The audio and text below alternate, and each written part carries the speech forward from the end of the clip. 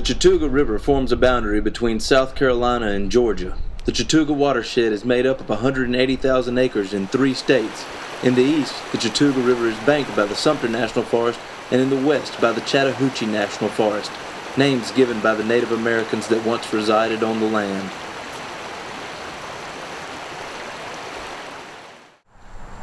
Hello and welcome. I'm your host, Will Milford, and today we'll be exploring the wild and scenic Chattooga River Gorge in Long Creek, South Carolina.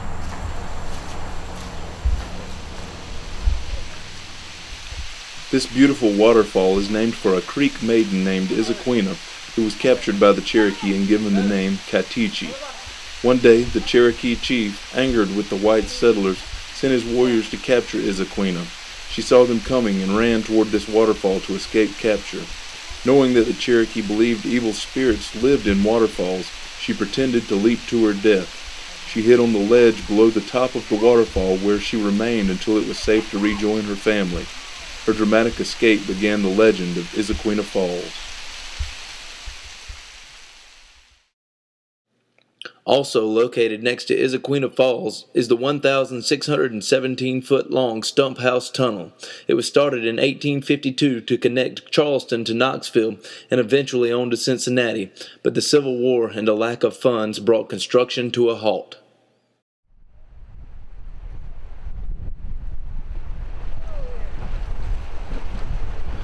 Whetstone Horse Camp, located near Earl's Ford, serves as a popular base camp for the Rocky Gap and Willis Knob trails that cross between South Carolina and Georgia.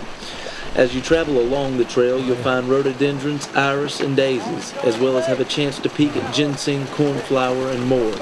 Regardless of which trail and state you choose to ride, from the Whetstone Horse Camp, you'll pass by long abandoned house foundations that now serve as resting areas for white-tailed deer and wild turkey. The area is also populated with people of interest, and you're guaranteed to run across characters that will enlighten your day.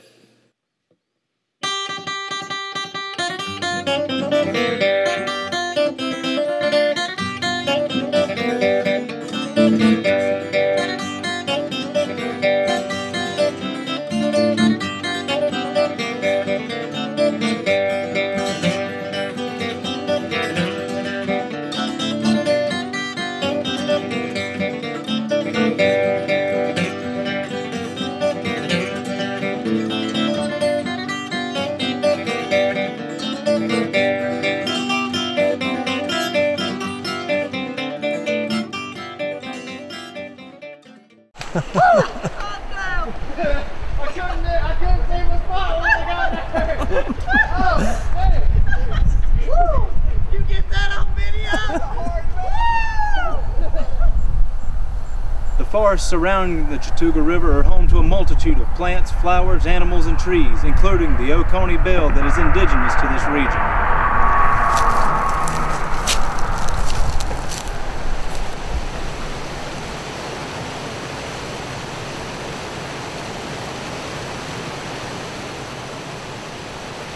On a nice sunny day, you will find a plethora of people sunning themselves and enjoying the cool water while simultaneously cheering on boaters as they attempt Bull's Sluice, a class 4 to 5 rapid depending on water level. The water level shown in the footage here is running slightly under a foot, which minimizes the thrill and explains the lack of paddlers. Bull's Sluice highlights the end of Section 3 on the Chattooga and marks the last run for rafters. The sluice, also known for one of its trademark landmarks, Decapitation Rock, can easily be portaged by less experienced paddlers daunted by the boiling whitewater and crowds of spectators eagerly awaiting some poor paddler's demise, not unlike spectators at a bullfight. There is also a nice parking lot and restroom facility located at the head of Bull's Sluice to accommodate those just wanting to enjoy the local scenery rather than attempting to run the bull. The parking area is located on the South Carolina side of the river, just before the bridge adjoining to Georgia.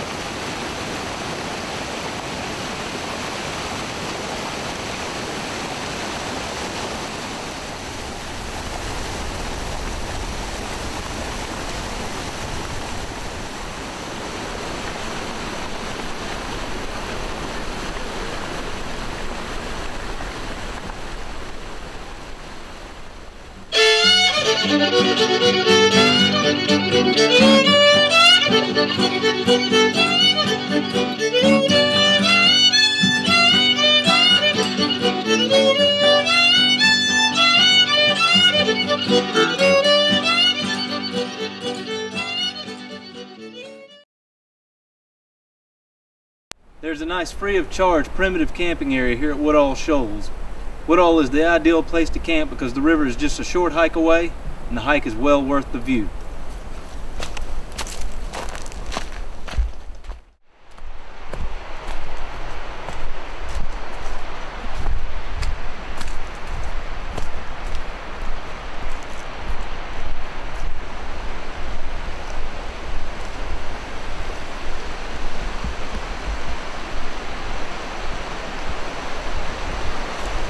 After walking down a steep trail, you will come to a clearing at the river that is accented by large rock formations from which Woodall Shoals derives its name. Downriver is a view of a mountainous pass that is unsurpassable.